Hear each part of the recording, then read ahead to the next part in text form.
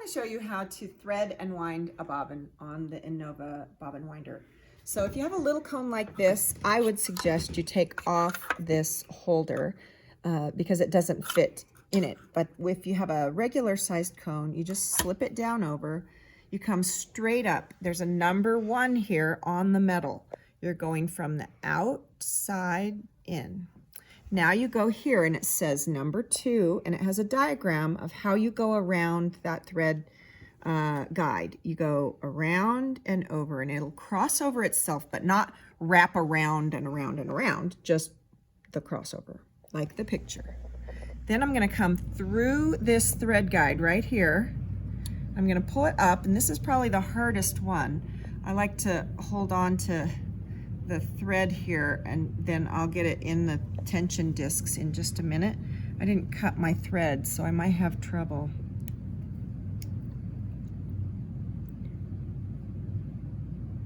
Yeah. Oh, I think I might have got it. Okay, so once I have it there, then I put it into the discs, and it's important. Come with the camera. You can see the yellow thread on top if it's not down in the discs. You should not be able to see it because it has to be between the 2 discs. It gets pinched. And you want this to be quite loose here. This is not pinching super tight to add a lot of tension to the bobbin. Now I'm going to slip this over this post. Your bobbin winder came with 2 of these little fingers.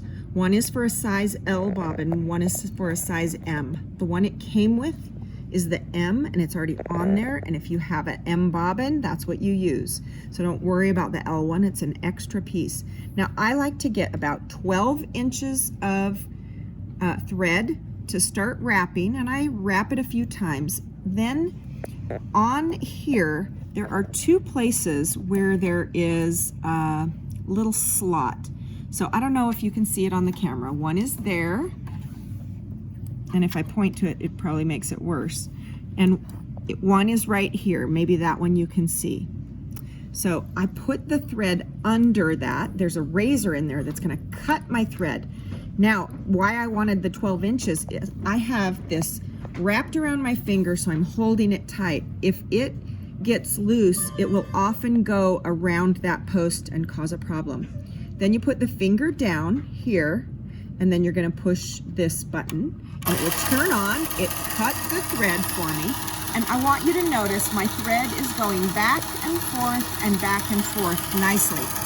If your thread is winding heavy on one side or the other, then up here on the tension assembly, so right up here, show these 2 screws from this side, come around this way.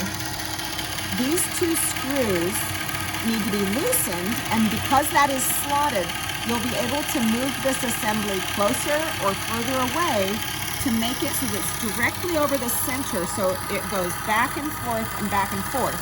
If it gets bumped or twisted, you may need to adjust that over time.